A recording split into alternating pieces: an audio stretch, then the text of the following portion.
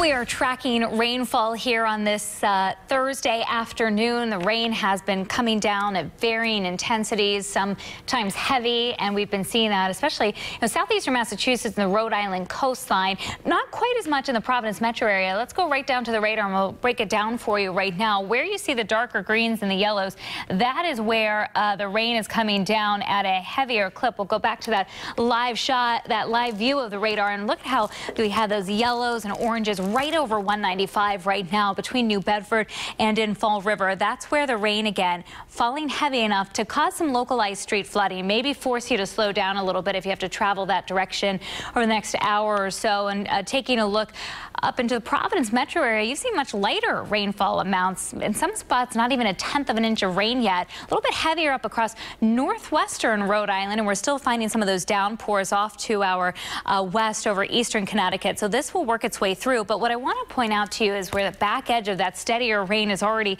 pushing across Connecticut. So we've got another couple of hours, maybe till 3, 4 o'clock of fairly widespread shower activity before most of this is out of here, and we may be left with just a lingering spot shower or a pocket of mist. Here are those rainfall totals, and we're up to now 6/10 of an inch of rain in westerly, more than 1/4 of an inch of rain in the Smithfield area, but only 1/10 of an inch of rain in Taunton. So we'll see some haves and have-nots in terms of that beneficial rainfall that we could use for our lawns and gardens. Temperatures in the low 60s, Smithfield and Providence right now, not changing much from what we've had through the entire morning, and we may only climb up to the mid and maybe a few upper 60s here late in the day.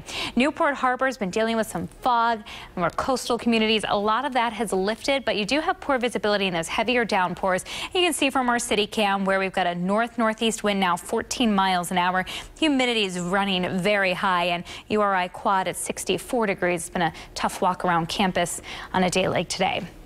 Here's the satellite, the radar. This is the cause of our wet weather. Area of low pressure passing to our south and east. You can see some heavier rain over the Cape and the islands. That's the area that has the best chance of getting maybe an inch or so of rainfall. Most of us will probably come in between 1/4 to 1/2 an inch of rain, with just a few spots over that. Here's that back edge again of the rain I was mentioning. So that will work its way through over the next few hours. And our futurecast, I think, details it very nicely. At 2 o'clock, still fairly steady rain. And then by 4:30 in the afternoon, around the time of the evening commute, we're left with just a few spot showers. Mist, we dry out further this evening and overnight tonight, maybe even doing a little bit of clearing.